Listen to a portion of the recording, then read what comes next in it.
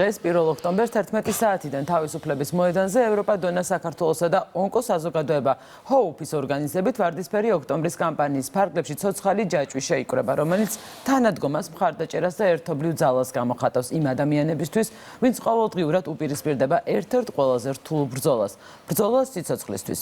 ხათუნა ჭინჭარაშვილი, ონკო საზოგადოება ჰოუფის პრეზიდენტის შემოგვეთება ახლა პირდაპირ ეთერში და ვისაუბრებთ დეტალებზე დღევანდელ დღეს დაგეგმილ აქტივობებზე. მოგბრძანდით, მოგესალმებით.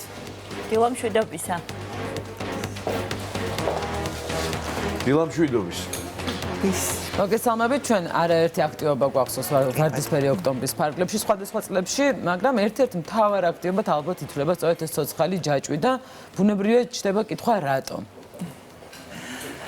მოგესალმებით და მივესალმები ყველა ჩვენს მენელს. დღეს მართლაც მნიშვნელოვანი დღეა ჩვენთვის, იმიტომ რომ ვარდისფერი ოქტომბერი დაიწყო და რატომ ცოცხალი ჯაჭვი რის სიმბოლოა, ეს მართლა არ არის ჯაჭვი, მხოლოდ ჯაჭვისთვის, ეს გარკვეულწილად გამოხატავს თავიდან ბოლომდე იმ სიმბოლოს, რასაც ჩვენ ვემსახურებით, ჩვენი ორგანიზაციები. ეს არის სოლიდარობის სიმბოლო, ეს არის ის, რომ ძუძუსკიპო ზოგადად ერთი ადამიანის მიერ ვერ იქნება მოგვარებული და დამარცხებული, რომ საჭიროებს ყველას გაერთიანებას. საჭიროებს მთელი საზოგადოების გაერთიანებას, სახელმწიფოს ჩართულობას, კერძო სექტორის ჩართულობას, თქვენს ჩართულობას და ჩვენ, როგორც პაციენტების ჩართულობას იმ პრობლემების მოსაგვარებლად, რასთანაც ონკოპაციენტებს უწევთ ხოლმე დგომა და ეს უკვე ტრადიციულად იმართება, წლებია იმართება ეს აქცია და მოუწოდებს თითოეულ საზოგადოების თითოეულ წევრს, რომ აქტიურად იყოს ჩართული ძუძუსკიპოსთან ბრძოლაში. მე მაქვს ერთი შეკითხვა, იმიტომ რომ ბოლო წლების განმავლობაში მართლაც მედიაში ძალიან აქტიურია ეს კამპანია, ვერ ვიტყვით რომ ინფორმაციის ნაკლებობა არსებობს და სხვადასხვა დამოკიდებულებაც ჩემი აზრით პირადად არის შეცვლილი, მაგრამ თქვენი მთავარი ლოზუნგი თუ შეიძლება ითქვას არის ნუ განასხვავებთ. აი რატომ დაგჭირდათ ამ გზავნილის შეხსენება ადამიანებისთვის აი ამ წინაპირობების გათვალისწინებით?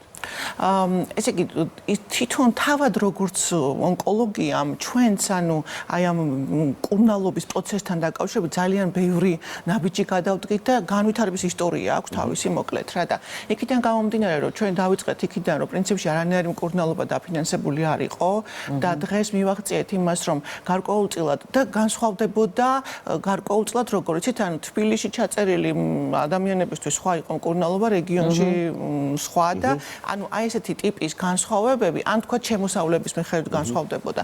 დღეს ჩვენი გზავნილი სწორედ ის არის, რომ არ განსხვავდებოდეს არც თქვა საცხოვრებლის მიხედვით, არც შემოსავლის მიხედვით, არც სქესის მიხედვით, უკეთ არანაირი განსხვავება. თანადგომა ყველას ერთნაირად ჭირდება. აბსოლუტურად ყველას და ეს არ არის სადაც შენი სახსრებით თქვა დაეწევი ძუძუსკიპოს მკურნალობას, აუცილებელია მოკეთ ნებისმიერ შემთხვევაში მხარდაჭერა. და აი ეს ისტორია გამოვიარეთ. აქედან გამომდინარე გვაქვს გარკვეული წინსვლები, რა თქმა უნდა, დღეს გვაქვს ესეთი სიტუაცია, როდესაც მთლიანად მოკლედ სკრინინგი გვაქვს, რომელსაც ვამბობ ხოლმე, რომ ფუფუნებაა ჩვენი ქვეყნისთვის. გვაქვს მოკლედ დაფინანსებული მკურნალობა და ონკოპაციენტი, რომელიც გადის მაგალითად ქიმიოთერაპიებს, ეს მთლიანად უფინანსდება, თუმცა რაღაც გარკვეული მედიკამენტები არის, რომელიც საერთოდ მნიშვნელოვანია და დარჩენილია პროგრამის მიღმა და ეს ჩვენთვის მნიშვნელოვანია, რომ ესეც ანუ განსხვავებული ძალიან მოკლედ რო თქვა ძუძუსკიპო სხვადასხვანაირი ტიპის ძუძუსკიპო არსებობს და ეგ გარკვეული ერთი ტიპის ძუძუსკიპოსთვის მაგალითად ერთი მედიკამენტი კეიტრუდა არის საერთოდ მნიშვნელოვანი, რომელიც ამ შემთხვევაში არ არის პროგრამაში მოხვედრილი. ამიტომ არის სწორედ ნუ გულისხმობს იმას, რომ არ აქვს მნიშვნელობა რა ტიპის ძუძუსკიპო აქვს ადამიანს, ის უნდა იღებდეს სრულფასოვან და უწყვეტ მკურნალობას და მისთვის ეს მედიკამენტი საერთოდ მნიშვნელოვანია. ეს ერთ-ერთი მნიშვნელოვანი გზავნილია და გარდა ამისა ის რაღაცა ხარვეზი რაც დარჩენილია ძუძუსკიპოსთან მიმართებაში ეს არის დიაგნოსტირება, რაც აუცილებლად მნიშვნელოვანია ჩვენი აი ამ წლის მნიშვნელოვანი რომელსაც სკრინინგი არ მოიცავს? სკრინინგიდან მკურნალობამდე. სკრინინგი არის იდენტიფიცირება, დიაგნოზი, ასე ვთქვათ, გამოვლენა და შემდეგ ჭირდება მას დიაგნოსტირება, რომ მიხვიდე მკურნალობამდე. ეს დიაგნოსტირება მოითხოვს გარკვეულ კომპლექსურ, ასე ვთქვათ, კვლევებს, რომელსაც რა თქმა უნდა ექიმი ნიშნავს საჭიროებიდან გამომდინარე და მე მივდივართ უკვე ამ მკურნალობამდე. და სწორედ ეს არის დარჩენილი ჩვენთვის ძალიან მნიშვნელოვანია ეს ეტაპი.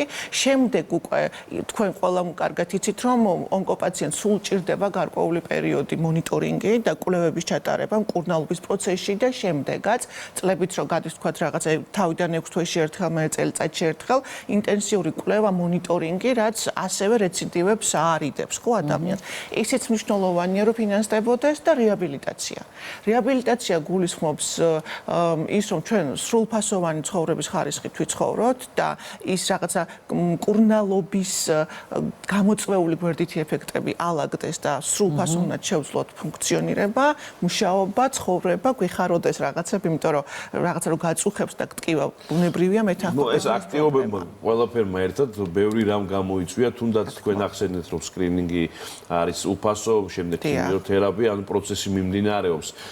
თქვენ თქვით ასევე რა გვინდა რომ იყოს საუკეთესო შემთხვევაში და იმედი დავიტოვოთ რომ ეს ასეც იქნება. აი უშუალოდ პროცესზე გვიამბეთ როგორ მიდის საზოგადოებამდე ეს ინფორმაცია, რამდენად სწორად არის მიღებული და აღქმული, თუნდაც ეს თანადგომის კომპონენტი, ყველაფერი ხო ნუ მატერიალურ სახსრებს არ უკავშირდება ყოველთვის. და რა არის იმისთვის საჭირო, რომ საზოგადოება უფრო აქტიურად ჩაერთოს აი ამ კამპანიაში?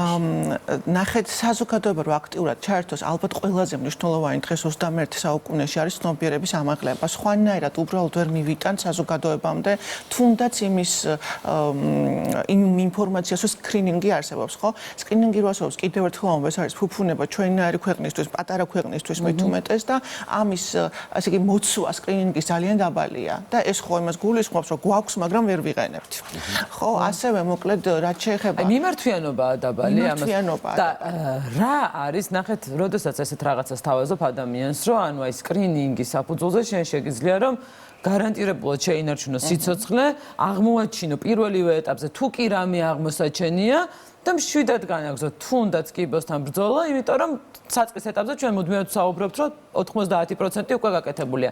მიზეზი რა არის, რის გამოც თქვენი დაკვირვებით ადამიანი აი არ დგება და არ მიდის აი ამ სკრინინგზე, რომელიც ეკუთვნის უფასოდ. მართლა ძალიან განსაკუთრებული კითხვაა და პრინციპში აი ყველაზე მნიშვნელოვანი, რაზეც ჩვენ ანუ ძალისხმევას არ ვზოგავთ, რომ ამ ხრივ ვიმუშაოთ, იმიტომ რომ ვარდისფერი ოქტომბერი სწორედაც ამისკენ მოწოდებაა და მითი ერთ-ერთი მნიშვნელოვანი ფუნქცია იმ ლენტისაც სწორედ ეს არის, რომ ადამიანებს შეახსენოს, რომ პრევენცია და სკრინინგი არის ყველაზე ეფექტიანი, ამაზე ეფექტიანი ონკოლოგიასთან მიმართებაში არაფერი მოუფიქრებიათ ჯერ და ეს არის ძალიან მნიშვნელოვანი. თუმცა, ნუ აი ჩვენი დაკვირვებით არა მარტო ჩემი, ალბათ ყველაზე მნიშვნელოვანი, რაც ხელს უშლის, არის ის სტიგმა, რომელიც დღეს ისევ არსებობს ჩვენ საზოგადოებაში. მიუხედავად იმისა, თქვენს აღნიშნეთ, რომ ძალიან ბევრს საუბრობთ ჩვენ ონკოლოგიაზე. თქვენთან უამრავჯერ ვარ მარტო ნამყოფი და ძალიან დიდი მადლობა, რომ ამ ხელა ყურადღებას უთმობთ ამ თემას და ეს მნიშვნელოვანია ძალიან. მიუხედავად ამისა, მაინც სტიგმა დაძლეული არ არის და ერთი რაც მინდა ვთქვა, რომ მივიტანო აი ჩემი ხმა ადამიანებამდე, რომ საწყის ეტაპზე გამოკვლეული და დადასტურებული დიაგნოზი 98% განკურნებადია.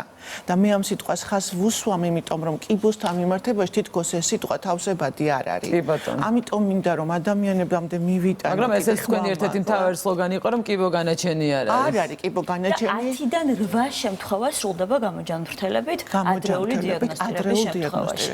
აი ეს უთხრათ ხშირად მაყურებელს. ძალიან დიდი მადლობა. ძალიან დიდი მადლობა უნდა გითხრათ. შევახსენოთ ჩვენს მოყურებელს, რომ დღეს თავისუფლების მოედანზე 11 საათიდან შეგიძლიათ რომ ამ ჯაჭვში შადგეთ. ეს არ არის მხოლოდ ონკოპაციენტების ჯაჭვი. ეს არის სოლიდარობის ჯაჭვი და შეგვიძლია ნებისმიერ ჩვენგანს რომ ჩავერთოთ, რაც მეტნი ვიქნებით უკეთეს და რაც მეტ ადამიანს გავაგონებთ ჩვენ ხმას, რომ ადრეულ ეტაპზე დიაგნოსტირება არის უმნიშვნელოვანესი, როგორც ქალბატონმა ხათნომ არაერთხელ აღნიშნა და ამ ადამიანებს ჩვენი თანადგომა გჭირდება, თუმცა ეს არ არის ამ ადამიანების პრობლემა, ვისაც ახლა აწუხებს. ეს შეიძლება ყველას შეგვიხოს და მთავარია რომ ინფორმირებულები ვიყოთ. დიდი მადლობა და წარმატებებს. წარმატებებს გისურვებთ.